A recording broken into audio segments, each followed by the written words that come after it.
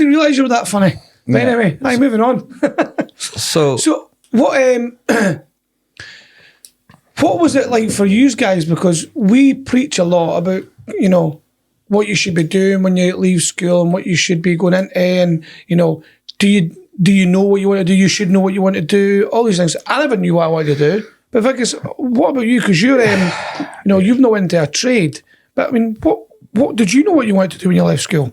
So let me tell you a story, because I'm all about stories. So at school, I was always getting good grades. I was never top of the grade, but I was always in the top 10. And then in my final year of school, I thought, okay, let's see what could happen if you applied yourself a little bit. Just a little bit of test myself.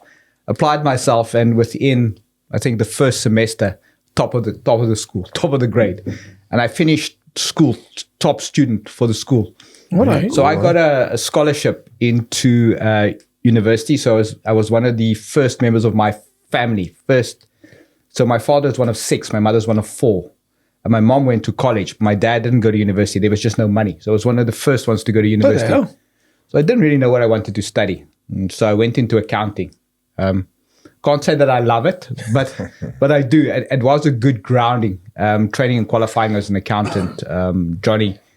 And it gives you a good understanding of the numbers, qualified, and then realized I hated working as an accountant, as an auditor. I was better suited in business.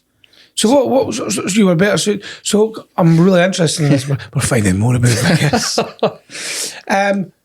So when you were at when you do accounting, so when you do accounting, you have to what they call article, and it goes into your audit companies. So very quickly, I could see loopholes where other guys weren't looking for loopholes. I could see loopholes, and I'm like, why are we not addressing things like this?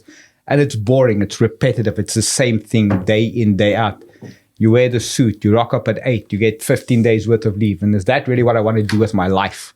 Mm-hmm. So I had a part-time job when I was at university working in hospitality in a restaurant. Loved that job. It taught me so much about how to deal with conflict, how to ask people questions, how to get tips, all of those things, little things that you throw away, that you don't realize the value it adds on later in life. It teaches you about hospitality, teaches you about conflict resolution. It teaches you that you don't always have to be the best. It's just an opinion. It teaches you about what service means, putting in the client's shoes. So I had a lot of experience like that. And I wanted to just, I suppose, be more, do more. And what about, because we were doing mentorships and things like that, but that'll all come out later when everybody sees her on the glossy mag, stuff like that. You and the $500 million plane. What, is there anybody in particular in life that's actually inspired you? So I have been fortunate. I've had some really good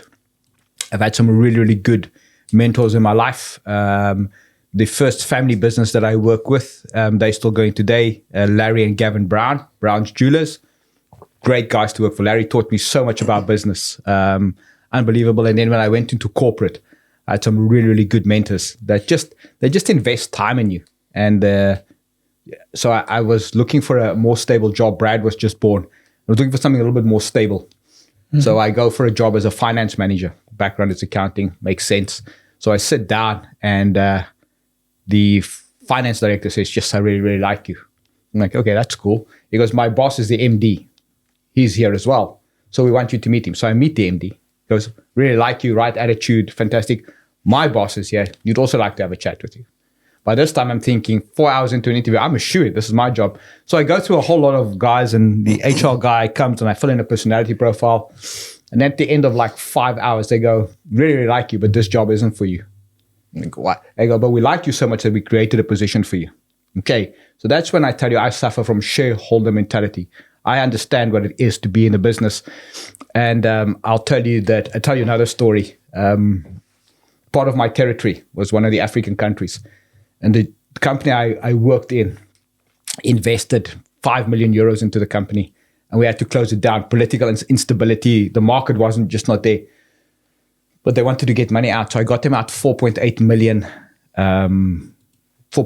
euro. They invested 5 million, so I got 4.8 million. So they only lost 200 million or 2 million, whatever the number is. But they were really happy with what I did. But my last task was to close the bank account. So I closed the bank account and I get a box, but it's literally a box full of money. and I go swap it for an envelope of US dollars like this, and I put it in my pocket and I walk through customs.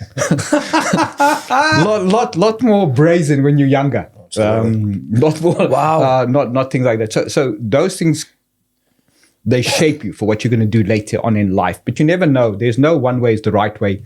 When you become an employee, I think you make a choice. For me, you make a choice. You either think like the business owner, and I'm never the kind of guy that just does what's required. I do more, go over and above. And I did that in work.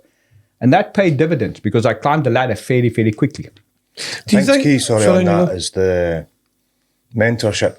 Like, that's one thing I never had. I was always, my mindset was I need to learn, and I'm going into books, and I'm constantly was striving to be better than myself, but I never once looked up to think, I wonder if somebody could actually help me do this quicker. So that's one thing I would do if I was doing it again. I will say to you, the one thing that I see here that I didn't see, if you're looking at multinationals and international companies and developing countries, when you start a job for them, they don't just keep you in one area. So let's just say you start as a salesman. They will move you around to operations, so you understand how orders are taken, how things work, how accounts work. They'll move you into distribution. They'll give you a wide variety of the whole business. And if you show promise, they'll promote you into manager roles. Very early on in my career, I went for an interview, and that this is a wisdom from 30 years ago. And the guy said, my job is just to create the opportunity. That's all I'm doing. I'm giving you the opportunity. What you do with it will determine where you go to. Yeah. And that stuck with me for 30 years, is that every time I went for a job, is I understood that this is just an opportunity, but it's up to me. What am I going to do to further it from there? Another thing you said there is you, when you were going through your interview processes, they're saying to you that they liked you. And if you can learn to get on with people, that opens a lot of doors for you, because you might not be the best at what you're trying to achieve there, but if you've got that right attitude and that likability, then people will take the time with you for sure. I think it goes back to what Johnny says, is that when you greet somebody, do you shake, firm handshake? Do you look them in the eye? Do you greet them? And I think hospitality prepares you because you deal with everybody, all walks of life. Good people, not so good people, happy people, sad people. And you need to be able to adjust your mood to that. Definitely. What about you, Michelangelo? Where did it all start for you? In a sense of and don't say the womb. Because I know like you're just ready for a wide comment. So I knew from I was about 5 or 6 that I wanted to be a joiner. Working with. I just want to just say that it's like 1% of the population actually know and then go on to do it. It's like a crazy stat. No, I'm that person. So I'll tell you a story. I had a plastic set of tools I got given because I wanted to be a joiner. So my parents, and this is in Africa as well. So I got a plastic set of tools. I then spent a whole day outside the front garden, basically debarking a tree that we had, and that I was so proud of that. Like, there was a lot of effort went into that. So I went and got my mum, and she'd come out to have a look to see what the commotion is. And then I got absolutely battered stupid because I just killed this tree that was in the front garden. So I knew pretty much that was always, throughout the whole course of my school, I was always going to be a joiner. Kill trees. And if I had to reverse it and throw that same question at you, Johnny, when you left school, did you know exactly what you wanted to be? Did you have that? I had one, what was your dream? Was your dream not to be a musician, a rock star? No, I was just a calm boy. I was at school. No, I had the one thing that I knew was I didn't want to be poor. I just had that from, having experiences that I had in my life from a young age. Mum and dad splitting up, all these kind of things that happened. And my mum not having as much money and living. I remember that the turning point was when I lived in a flat with mum and I slept on the floor. And I was like, fuck this. And I went, I'm never going to be poor, and I'm going to make sure my mum's got a wee bit of money at least. And I think I just fell into things. I had an aptitude to get on with people, but there was a turning point for me. I went at the job centre, and this lovely looking girl. When I reflect back on it, I know it was all salesy and gimmicky how they do it all. And she got me up into sales for hydroelectric, and I went up to Kinettle's house in Forfar, and the man there, Michael Herberts, changed my life. And I remember leaving there, and the first person I phoned was my mate Gareth. I told him he was in pharmaceuticals and selling, and he'd always obviously been to these things. I went, no man, you've no idea. This guy's totally, he got to me, And I was actually underage. I shouldn't have been there, so I lied on my application to get in the door, and that's where the guy taught me the 1-20 game. Jeez. Back there, and what he did was he stood me up, and there must have been about 100 odd folk there from all different backgrounds, South Africa, Australia, New Zealand, England, everywhere. And he played the game with me, and it was about objection handling. And I kept fighting. He went, right, sit down. I says, I'm not finished with my questions yet. And he says, no, okay, son, you're hyperactive, just sit down. But it was that point of being recognised. I don't know, it might have been, I was a bit foo the beans, I don't know. But I changed my life. Then I just went into different jobs, and then it was just a change later on, because I thought, hang on, I can do this myself. And that's when I started my business. If you had to reflect on your lives, both of you had to reflect on your lives, the Michael and Johnny that was at school, are they very, very different to the Michael and Johnny that sit here? No. Or are they pretty much the same? It's a hard one.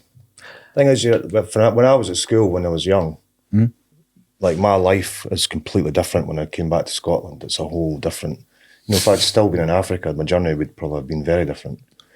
So that's just, you make what you make of what you've got in your life. So that's a hard question to answer. That I don't know. Who would ever know? No, but if you look at yourself now, maybe I'll explain a bit better. At school, I was always a little bit more shy, a little bit more timid, more an introvert. Mm-hmm.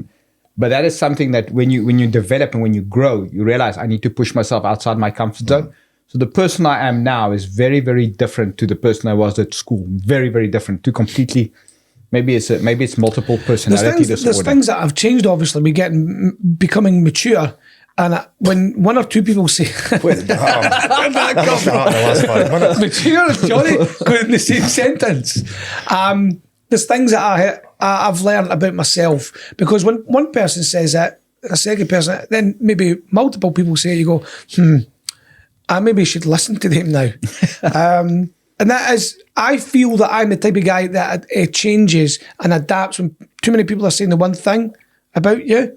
I thought, no, it's time to change. So I'm quite happy. I'm even now, I'm happy to apologise and tell the person why I'm apologising, putting meaning. So there's a lot of things that you learn when you're older. But when I was younger, I was still up at the crack of dawn.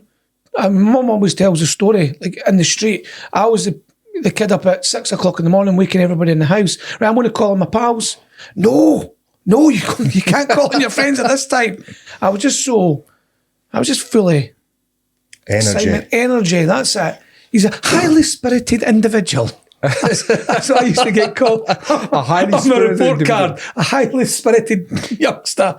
But I remember at high school buying and selling, making little hustles and deals. Yeah. So why did you do that? Because I love money. How did that come about, though? Because that inner drive.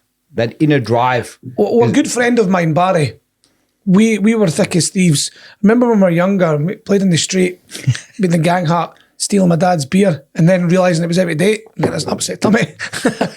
But we had the wee gang hat in his shed. Like, what can we do to make money? And I remember we came up with the idea, caddying at the golf club. Why hurt your back when the caddy can? So even things like that, we didn't know about that, like slogans or anything, but you're obviously listening to things. His stepdad was in business, his dad was in business.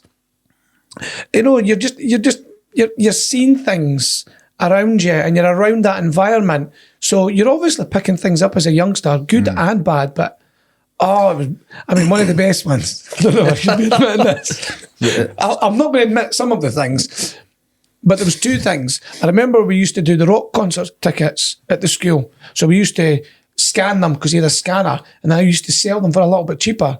But I'd still give back to the school, but I would take a wee proportion of it. Yeah, no, you were. That's called commission. A commission. And then I remember the old VHS tapes? Yeah.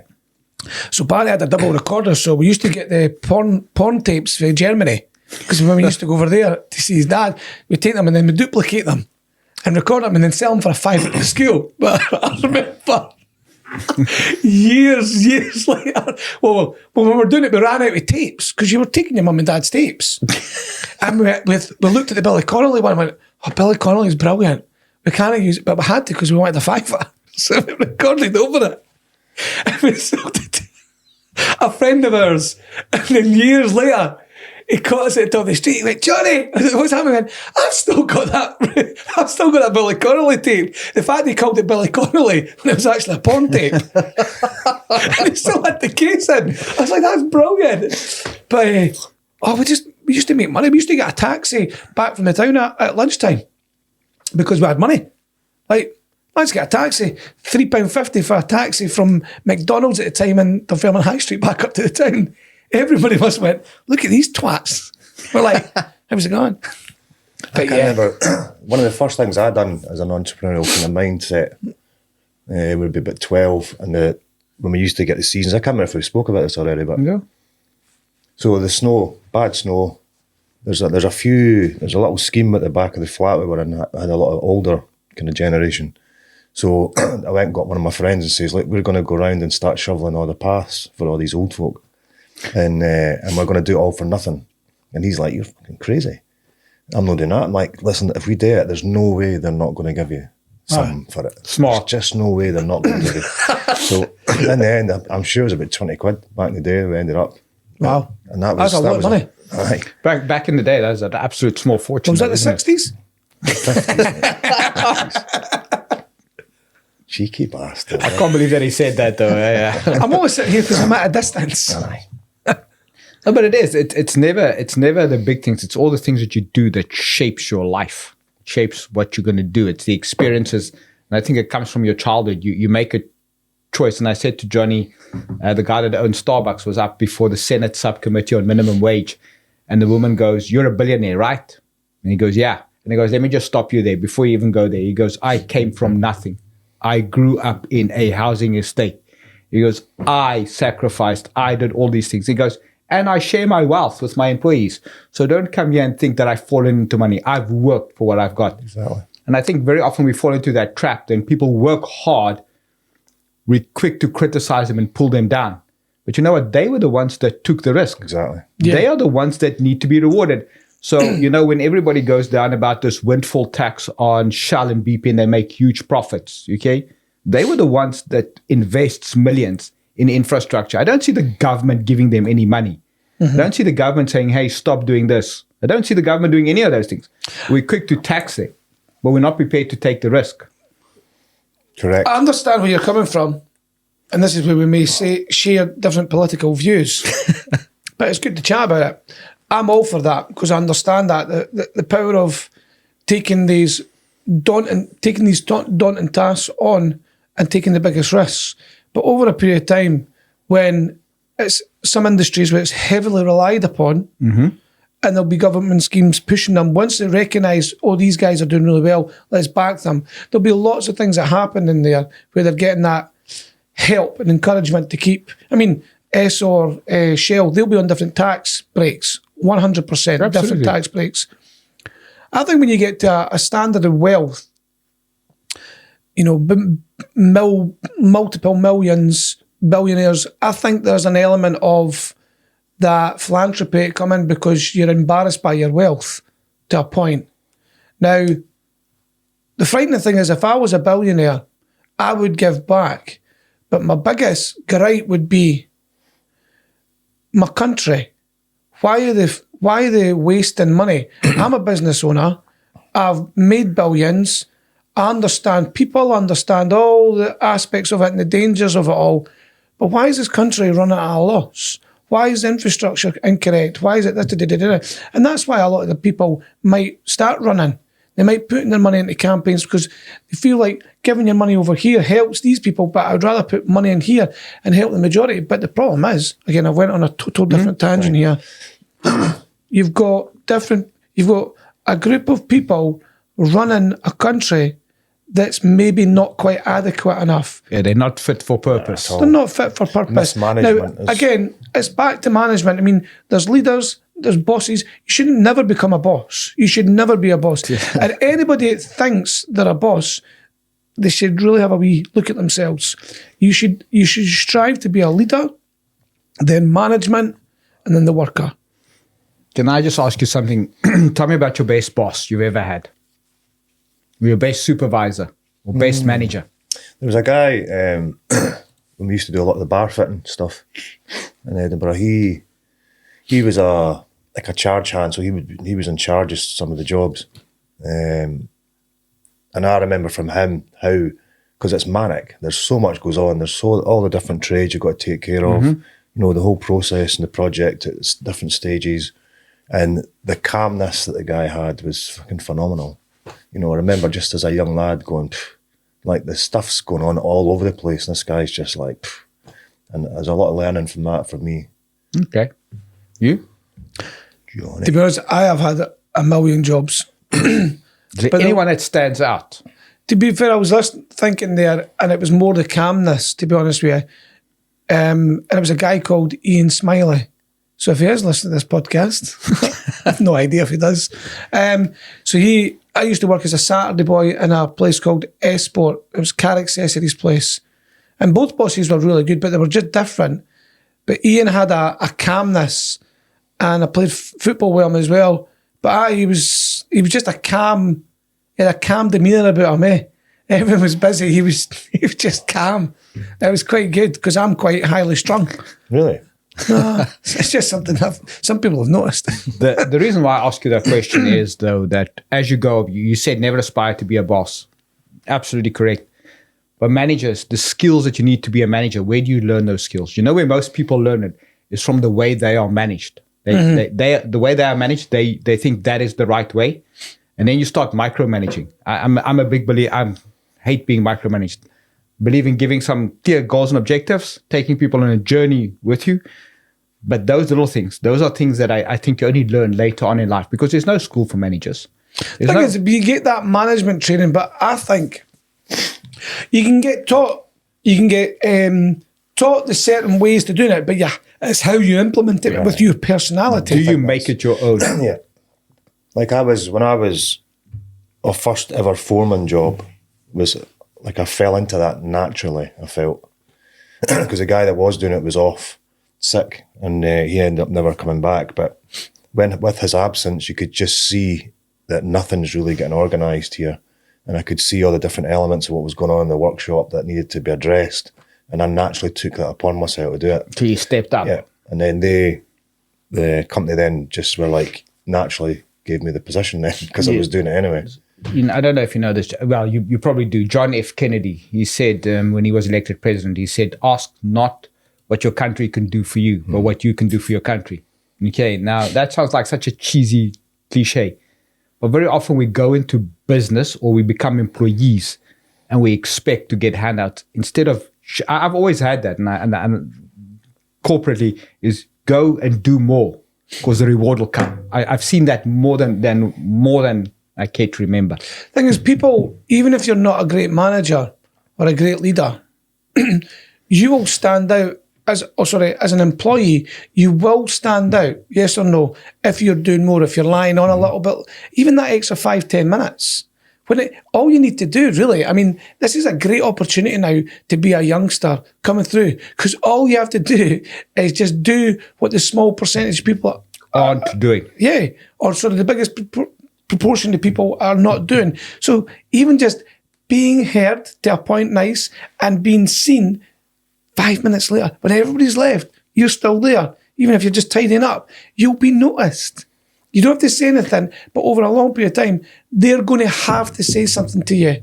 Even just that recognition saying, I really appreciate what you're doing. Oh, whatever do you mean?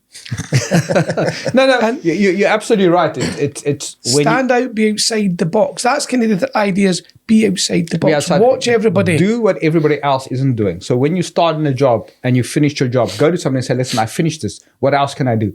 What else can I do? And I think it goes back to your concept is, constantly learning, wanting to better yourself. We don't have enough of that coming through.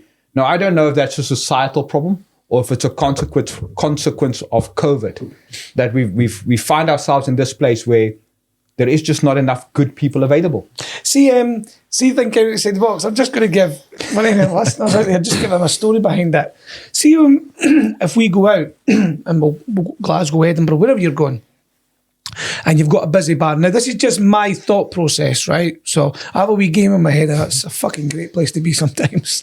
So if we're at a bar, and I've managed to get into the bar, and it's 3 deep at the bar, whatever it may be, and the male or the female bartender is there.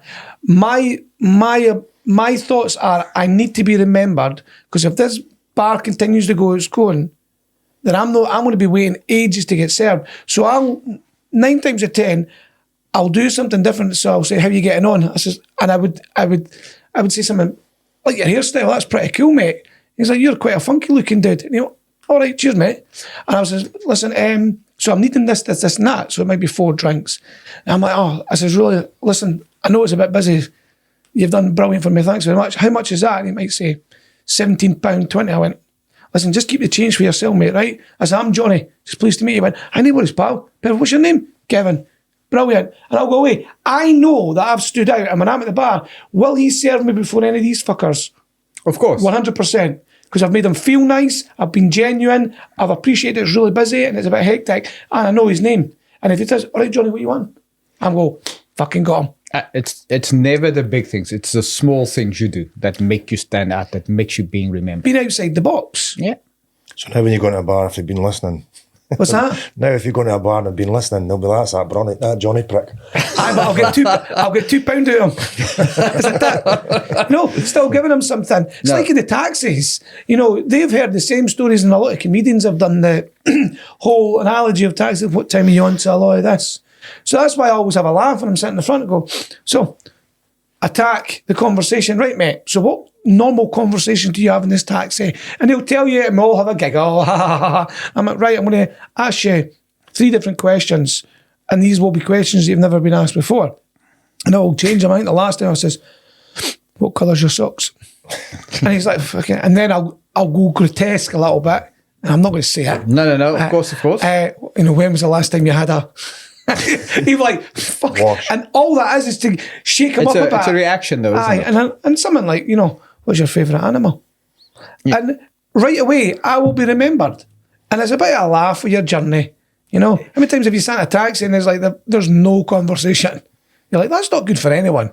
You need to give somebody a bit of a laugh. There's an interesting story when you talk about taxis and thinking outside the box. There was the guy that had no money. And what he did is, it's somewhere in America, he then started a taxi business where the way the story came to light is somebody came up to him and they said, "Look, a taxi." And he goes, "You're in luck, mate, because normally I don't take people walking. I've got a client base." And how it started was he had no money, but he had a taxi and he bought 2 coffees. And there was a businessman coming out and he goes, "You need a taxi?" And the guy goes, "Yeah." And he goes, "Listen, I've got you a coffee and a newspaper." And the guy goes, "Oh, that's quite nice." Took him, the guy goes, "Give me your number." A week later, he goes, "I'm back. Could you pick me up?" Had coffee and water ready. And that's how he created a business just for himself. He only worked with people that knew him. They paid over the odds, but they knew they got a cup of coffee. He knew the coffee they liked. He knew how they took it. Little things, attention to detail. Makes him stand out, thinking outside the box. Because how often do you get into a taxi or anything and hello, people mumble. They're not interested in making conversation. Mm-hmm. Exactly. It's really good. And you see, even if they didn't want the coffee, you'd be obliged to drink it because somebody's done something nice for you. How many times have you had, 3 coffees and somebody's, "Oh, I've got your coffee." You're like, "Oh, fucking hell." You just go, you drink it. You drink it a wee bit and then you want to, I'll take it by you because you're pouring half it out anyway. So all these things. But everybody knows, this is a secret. Everybody knows. Everybody knows what you're up to. But they don't talk about it. They feel I better not say it. I always think it's great just to talk about it. It's a journey. Life is not a destination, it's a journey. You start here, and what do you do on that destination? Do you want to be remembered?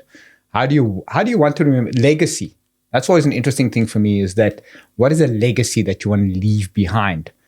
Do we ever think about that? Exactly. Like I am officially very content I mean, I've done loads. I've done so much in my life, and I haven't wasted it. That's how I feel. So I've got lots to do. Still got lots to do. But if it did end, then So you don't live a life of regret, saying I would have, I could have, I should have. Lots of people do that, and it's not got to do anything with contentness. I think it's human nature. When people look back, they go, "Oh, I should have, I would have, I could have." Well, why didn't you? Life is really short, and you know, it's interesting because with my kids, so I always had the opinion or the view that my son should go and get a university education first, and then just get into it. My wife had a completely different view. She goes, "He needs to take a gap year." Best thing we ever did was to listen to my wife and give him a gap year. Because when he came back and he went into university as an older student, okay, you see the difference straight away, the way he attacks life, the way he attacks problems, the way he deals with things. Very, very different from somebody that just moves from school into university, into a job. Do you think this, like I dumb it down in my head, I call it moving from a small box to a bigger box. Yeah. But without the skills, without all the skills of life. You know, true intelligence is being able to understand how people are ticking, being able to communicate, and be able to know yourself a bit more. And going for a gap year, God, you're going to put yourself into situations that you have to find your way out of, and you're in a different culture. You said this. You said this when you went travelling. You know, you're going in somebody else's country, so you're looking for friends. Yep. You're looking for the help.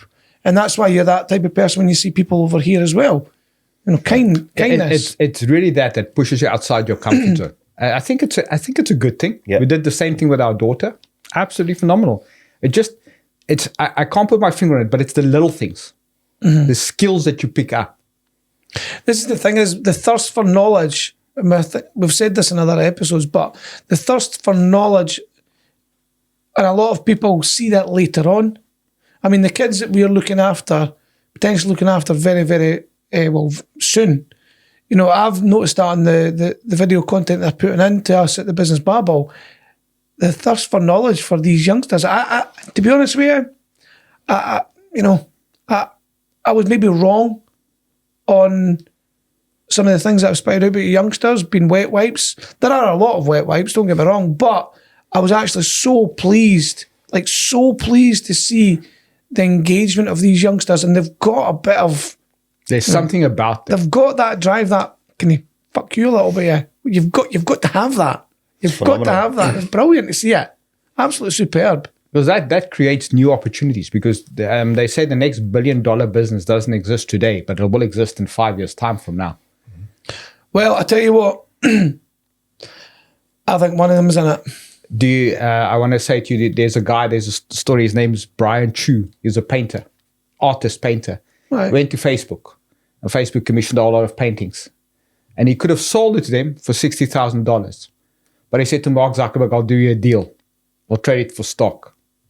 So that's a clever idea. So they gave him stock, whatever that is. Stock is now worth $200 million. Very good. Okay.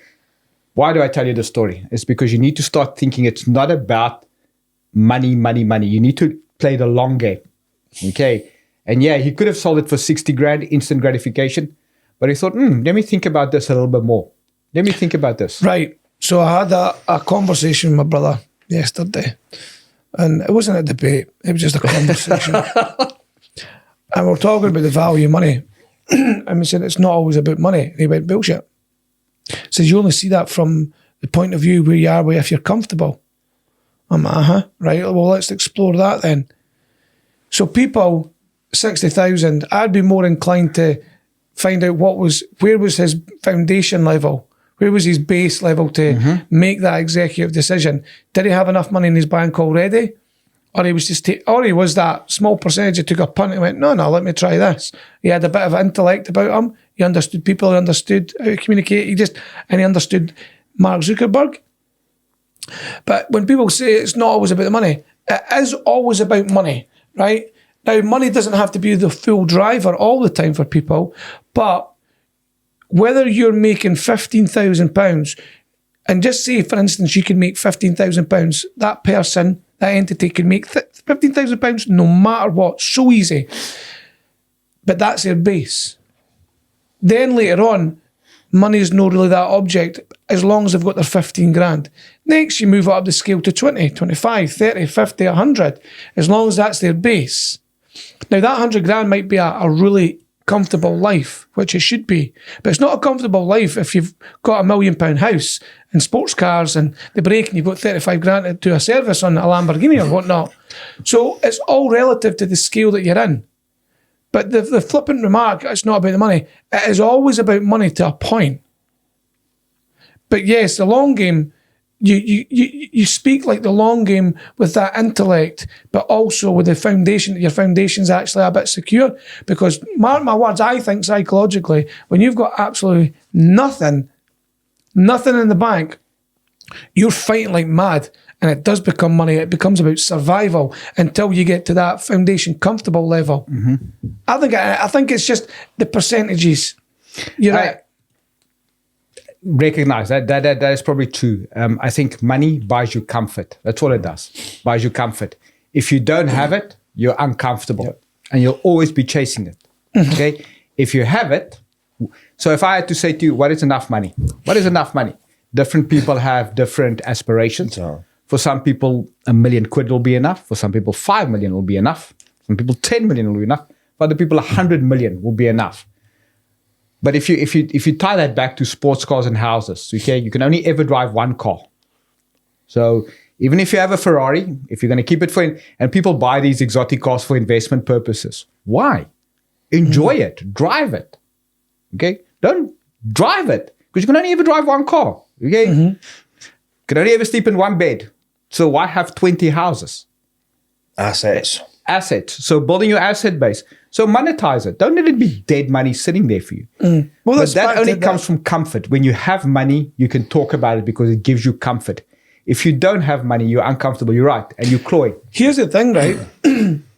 I think anyway, but I guarantee probably about 100% of people, they're more comfortable being broke when it's just themselves of what to look after, opposed to having 2 kids, a family, absolutely. The dog, the wife. That's hard. That must be much harder.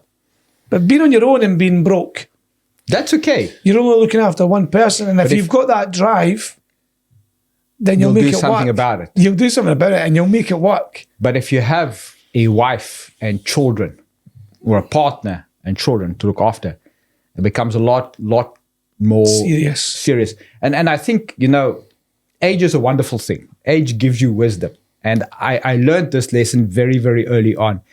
When I was in corporate, I was away so often. And my daughter once said, "Dad, I know what you do." I go, "What do I do?" All chuffed, thinking she's going to come out with this thing. She's only 3 or 4. She goes, "You work at the airport," because I was away. So her frame of reference was they pick me up at the airport, they drop me off at the airport, and I spent 3 or 4 days with her. Fast forward, ever since she went to P1 till she went to S2, every Friday we went to either a McDonald's or a KFC or like a frozen yogurt place. Every Friday we did that. And you know what she remembers? The one Friday I couldn't. That's the day she remembers. She doesn't remember the 52 weeks times 10 years that I did this. She remembers the one time. Mm-hmm. So I think that sometimes when we have children and things are difficult, we think we need to give them stuff. All they want is time. And that's where age becomes a really, really important thing, wisdom. So you're right. If you don't have money, it is uncomfortable. It is hard. I make nothing like that. If you have to make choices between heating and food, it's very, very difficult. So because you guys are fortunately and unfortunately older than me. So only by age. Only by age, though. Not physique. Not physique and healthy. So probably healthier than me. Have you thought about dying? Absolutely, every day. And you know what? I'm okay to die today. I'm all right as well. I'm okay. I'm okay with that. You're not going to avoid it. So. And is there more of a perspective for your life from where you are? Have you got a different perspective than to what you had when you were 40? Yeah, very, very, very different.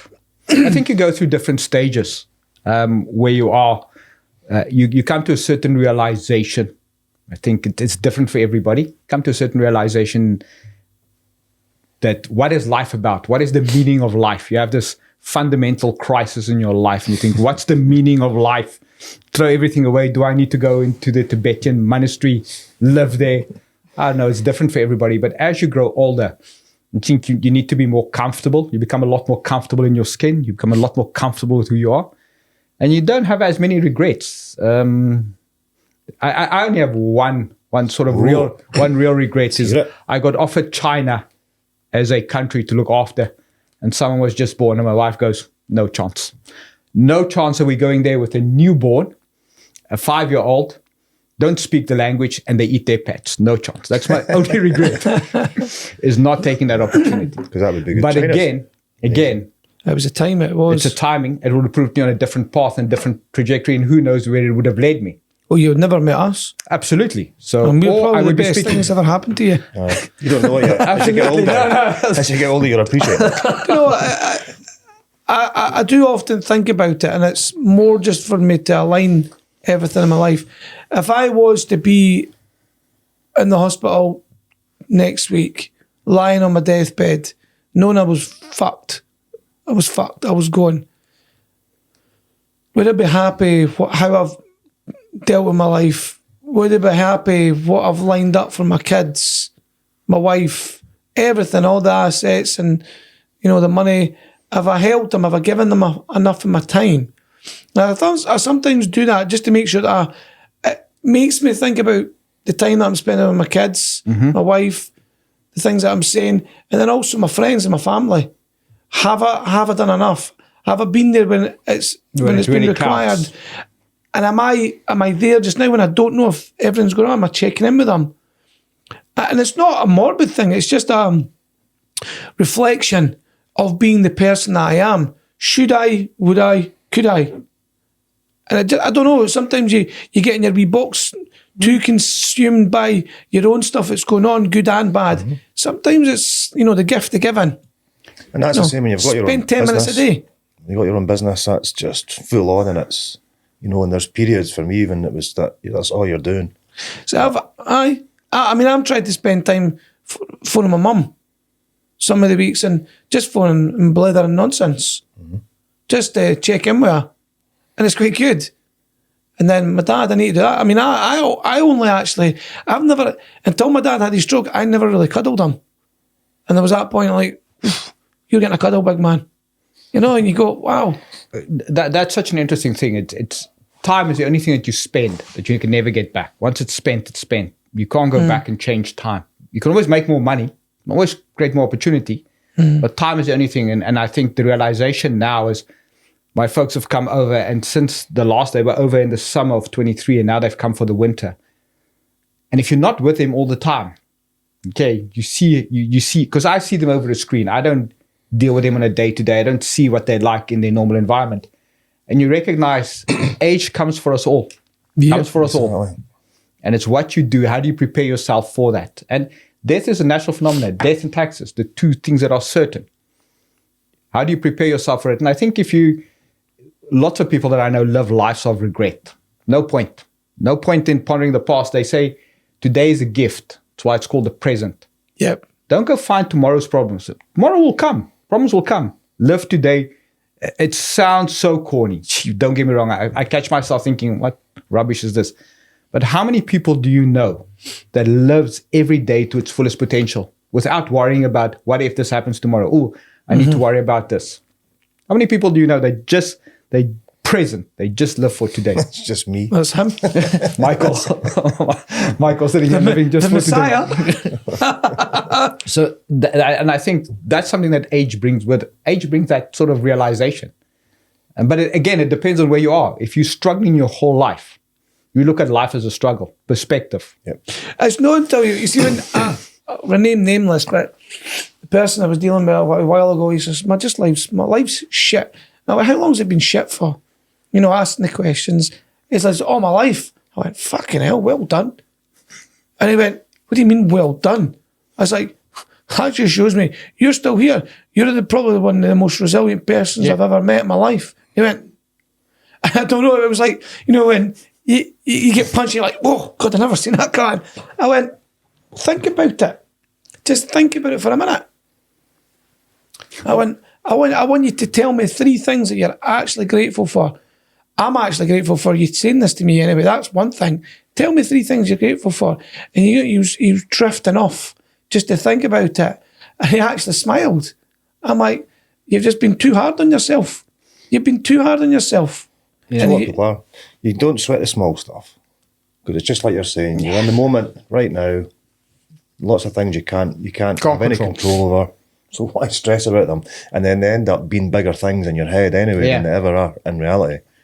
And then also just, I think a key, for me anyway, because I'm more about experiences.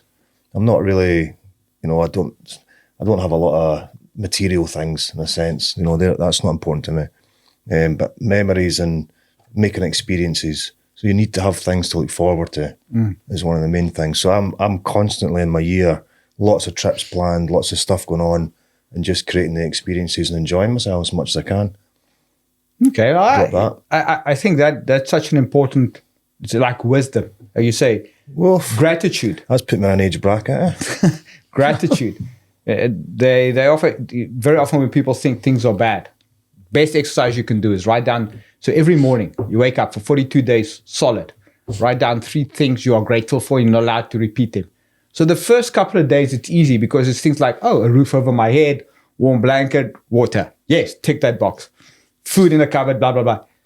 After day number 20, you go, what am I grateful for now? Now, remember, you've been grateful for your wife, your kids, your car. What are you really, really grateful for? It forces you a little bit of introspection and becomes a lot more difficult. And if you're in business, to do that about your business is even more difficult. But how many of us are really, truly grateful? I have a saying that says, I have a lot to be grateful for, but truly I'm grateful for so little. Because we always find reasons to complain. Yeah, you do. I mean, I don't hear you complain a lot. I really don't. I don't. Because it doesn't sweat the small stuff. Aye. It is important. But I think we don't get taught these things. If there was an education at school, nursery, all about stop sweating the small stuff. So just hear me out here. You imagine going to nursery and we start promoting positivity. Not as a wanky thing, but just pure blown positivity. Things are going to happen to you, but it's the perspective and teaching people perspective, kids, the true value that they all hold and bestow upon themselves. And if you do that even a day for reflection or an hour or 10 minutes a day of reflection, gratitude, all these things, do you think that will serve them well or not? I think it will serve them well. So tell me, as a pattern that they have to do it. How do you determine your value as a human being? How do you determine your value? You determine the value of how you feel, what you say to yourself. That's your value. It's not about what other people say about you. Does that influence your value, what other people say about you? Well, yeah. When you're growing up, when you're young, and so we talk from a position of understanding that your value isn't influenced by other people. But when you're growing up, do you allow others' opinions to change your value? I mean, social media, that's on its own. You can see the devastation that can have with other people's opinions on you. But everybody knows. No, make no mistake about it. Nobody likes to hear something not nice being said about them. Yeah. They don't like it. And whether you say it doesn't affect me, it does. Right? It does. It might not hold, it might not, stay stuck to you for a while. You might get rid of it very quickly, but at the moment, it does hurt. It's, I don't know why they're saying that about me. And a lot of people want to know why they said that. They want to go involve it. Me, I'm like, whatever. I don't like it, but it is what it is. And there's analogies around that. If you've got a problem with me, phone me. And if my number's not on your phone, then you're not good to me. You don't know me enough. Yeah. So it's irrelevant. And that's another twist in the positivity side of things. But if you're teaching these wee hooks and opportunities to look at it a different way, that might best serve people. So they're not going in their closed shell. But yeah, we all get affected by it.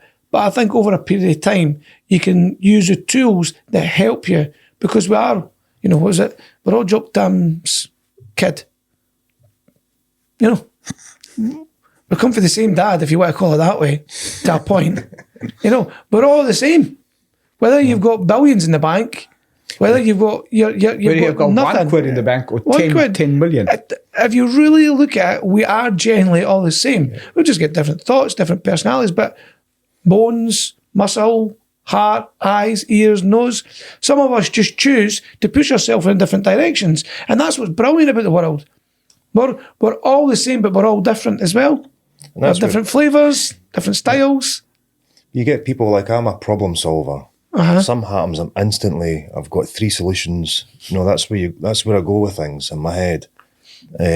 But also I've known people that are the opposite of that, and they look for the worst in every situation. This is what's going to happen here, and inevitably that's what happens. It blows my mind how that ends up going. Exactly. And as I've got a bit older, you start understanding all that. You see a car that you like, you think, I'm going to get that. All of a sudden, you see that car everywhere.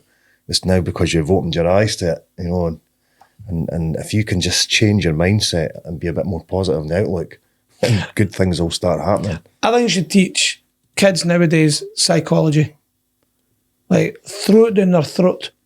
Because if we already know anxieties and depressions and these things are top of the agenda just now because it's happened over, I don't know if it's food, it's chemicals in the food, if it's COVID, if it's the media now, instant gratification, all these things, all these platforms causing that. Well, like you're saying, you're finding solutions. Right, well, here's a solution. Let's change it. That they won't. They won't. People like a drama. Well, it's like EastEnders. We talk about EastEnders, and there's other, obviously, TV programmes out there. But, it's because people, drawn to drama. Yeah, it's funny how people are drawn to drama, isn't it? It's funny how people revel in other people's misery or a good gossip. It always fascinates me, things like that. Takes them out of their own world, See, when somebody gossips, right? See, when somebody dear? gossips, right? I've done this before, and I do get told off for it sometimes. I find reasons for what's maybe happened to them or why they're like that. And then I get back. It's like they're put out by me. They're put out. You're thinking, why? I'm just offloading. I'm just having a chat with you. You're not. But in my head, I'm like, I can't be bothered with this shit. Yeah. Listening about what you think or what you think and what's all their people thinking. I'm like, give the person a break. They've probably just acted like an arsehole. Right? Or maybe you ever thought about what they're going through now and like that. They don't want to hear it because they've already got it in their head what the conversation should be going like. If you have a group of people at the pub and they're gossiping and then you come in and go, give them a break. They're probably going like this and they're probably feeling like this, da-da-da. I went, fuck, we're just running the pish. It's such a two thing. Choose your heart. They say life or marriage is hard, divorce is hard. Choose your heart. But we know what we do is we criticize and we gossip about somebody else's life, but we have no idea what happens in anybody else's life. And my family, so often when I go out to restaurants, I would, even if the service is atrocious, okay, I've become worse. If the service is bad now, I won't tip anything. But there was a time I go, what's happened in that person's life? I don't know. They could have an off day. They could really have an off day. And I've only recently stopped tipping because it says discretion optional service charge. It's an oxymoron. There's nothing discretionary about it because it's on my bill. It's not optional because it's on my bill. You expect me to pay it. That doesn't incentivize my server to serve me. Yeah. So if the service is not there, I cross it out. I go, no, I'm not paying it. I'm just not. And that's a poor reflection on me. Sitting here, that's a poor reflection on me because I should be better than that. But sometimes I'm not. Right, because we all fall short of what our expectations of ourselves are. But there's also an element of right and wrong as well. Like that, I completely and utterly agree with you. You putting on my bill, expect me to pay. I went, well, wait now, what's the key metrics here? Yeah, what is the metrics about service? But this is where you're enforced. You're forced. It's like when you go to a restaurant, they cut your options down. And you'll hear this already. Still or sparkling? Because it's taking the option out of, well, I just want fucking council juice, I just want tap water. But it's forcing you to be uncomfortable. Then they go, red or white wine? They're just giving you options. They've not spoke about gin and tonic, Jack Daniels, all these kind of things, right? Because they're trying to sell that. They're trying to make you an option. It's like with a kid. You're like, right, brush your teeth. Here we go. Right, you've got an option. Get a shower first or brush your teeth. Which one do you want to go? You're giving them an option, but you've closed it down. There's nowhere else to go. It's just him. And they're doing that in restaurants. They did a thing, this is maybe another one, but just to share it on the podcast, they did a thing where cafes, maybe about 50 or 100 yards away from the train station opening, and any given day they didn't know if the cafe was open or not, and even if it was pissing down with rain. So what they did was, by putting tables and chairs out, from the distance people went, oh, that's a cafe, and they seen it was open, so they went in. Even if it was pissing with rain, they'd still put them out. So it was just the psychology of what they're seeing. But then the staff inside got really annoyed because it took them ages to clean up, and they're cleaning up. People would come in at the last minute and then sit for fucking 30 minutes, and they're like, oh, I want to get away. So then what they decided to do, and they realised all they had to do was go outside take away the tables and chairs? No, because that would take too long to do that. So what all they did was they turned up the table, 2 chairs, and put it on the table. And that, from a distance, people went, oh, they're shut. So it's amazing, the visual impact Absolutely. of everything, how you do things, all the psychology, how this is where proper marketing comes in. Like deep dive into the psychology of people, how they feel, what they see, their movements. That's why supermarkets are created the way they're created. It's all psychology. Yeah. Why everything's at the back of the store? Why is it these things at the front of the store? The lighting. That changes depending on what area. It's fascinating when they look at that buyer's journey. And they so if you went back and taught people psychology, think what you're creating these people. More rounded, more aware. Would they be able to deal with adversity better? Because that's something that I see. People aren't equipped to deal with adversity anymore. No. So the first time something happens, it's not in my realm or my circle of influence. I'm like, world's coming to an end. Again, you go to the nth degree. It's not like, okay, it could always be worse. If you teach people when an altercation happens, right, and how they deal with that altercation when you've got somebody going batshit crazy. I think we spoke about this, like road rage and stuff like that. But even somebody face to face going absolutely crazy with you, the best way is always to be the calm one and take control. And again, use the 1 to 20 game. Yeah. Calm it down. Because it's hard to be really annoyed with somebody. Like, so if you, for example, not a story, but an example I've tried to teach my kids. The person got 2 people up and says, I want you to go absolutely crazy at me and really be angry with me and be a bit of a bully. So the person was saying, oh, you smell. And the person on the receiving end said, no, I know, my body odour is not great. You smell wonderful. Yeah, and your clothes are shit. Look at you just look like a tramp. I went, I know, I could do a little bit better. Says, that dress is absolutely stunning. And all you're doing is killing it with kindness. And it then becomes really difficult for the person to keep abusing you. And they've got nowhere to go. And it's just a tip and a strategic move. And you take full control. You're laughing to yourself. I've got them. And that's the best way to deal with it. How do you teach resilience? I mean, from how I see kids and stuff now getting brought up, it's the opposite, because they're just given everything. They're just anything they want, they're giving it. They never hear no. There's no consequences a lot of the time for stuff that's going on. Like we were out shopping. I was out shopping a few weeks back there and went into IKEA, of all places. But this early door, so we've gone in. We're following the arrows, screaming. I can just hear this kid is screaming its heart out, and it's getting louder. So they're bucking the way for your eye. So as it come into view, came into view, this monster of a girl. She's like her dad's got a hold of her now. She's maybe about 5 or 6. So he's got her up to take her out, and she is punching him full in the face. Constant punch, screaming. And he's in a situation where he can do nothing about this because, you just can't touch your kids anymore. So, and they came through and walked past, and I swear to God, everybody in that whole shop would have just turned an eye if he'd just got her down and scalped her arse. But this is where, so the adversity, I don't know, you have to go through it to learn how to come through it. But kids are not allowed to do it anymore. But I do agree. What are we teaching our children? What are schools teaching our children? What are we teaching our children? I want to see my kid, right? And he goes out because he's drop kicked at the house to go out for a wee while. I want to see him getting my hammer, nails, and I want him stealing my wee beer.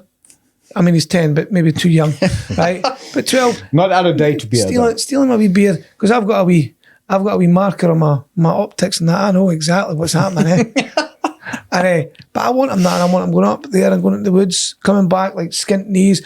I don't want the police coming back to my door, right? But if they do, I'll be like, right, what happened?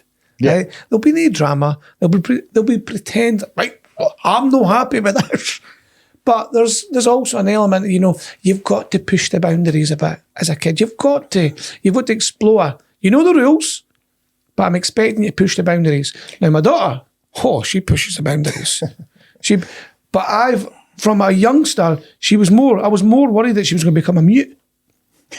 But she just excelled as she's got that drive there, and she's got no messing about. She's very headstrong. Mm-hmm. I'm like, right, these are all the characteristics I need to a point, but she's also got that kindness as well. And you can see that around kids, young kids in the family, that she's very good and nourishing and stuff. And she likes animals as well. So it tells me she's not a psychopath. she's a last one in there. It is good. So I went off there, but it was more to what Mike was saying. You have to put them through the experiences. Yeah, I think experience things.